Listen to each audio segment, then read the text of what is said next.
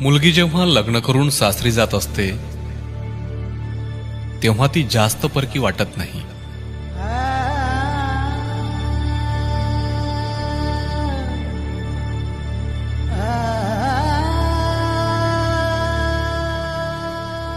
पण जेव्हा काही दिवसांनी माहेरी येते आणि तोंड हातपाय धुतल्यावर घरातला टॉवेल न घेता स्वतःच्या बॅगेतून छोटा रुमाल काढून तोंड पुसते ना, तेव्हा ती जास्त परकी वाटते.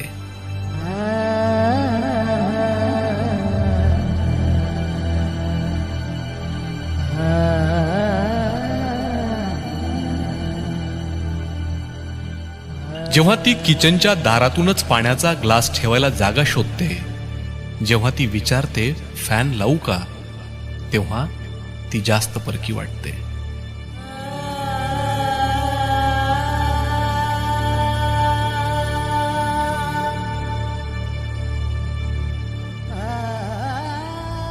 जेव्हा जेवायला बसल्यावर ती पातेल्याचे झाकणही उघडून पाहत नाही, जेव्हा पैसे मोजताना ती मुद्दाम नजर दुसरीकडे फिरवून घेते, तेव्हा ती जास्त परकी वाटते.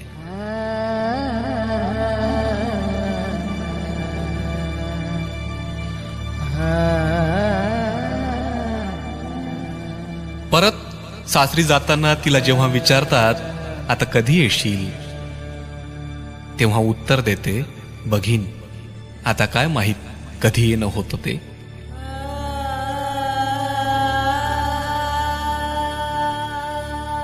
जेव्हा गाडीत बसते आणि खिडकीकडे तोंड करून पाणावलेले डोळे लपवण्याचा प्रयत्न करते, तेव्हा मात्र सगळा परकेपणा नाहीसा होतो. हा मायेचा खजिना त्याच्याच नशिबात असतो जो मुलगी झाल्याने दुःखी न होता आनंदाने गर्वाने फुलून जातो. कारण मुलगी ओझं नसून आयुष्यातली हिरवळ आहे. तिला फुलू द्या, तिला बहरू द्या, तिला शिकू द्या.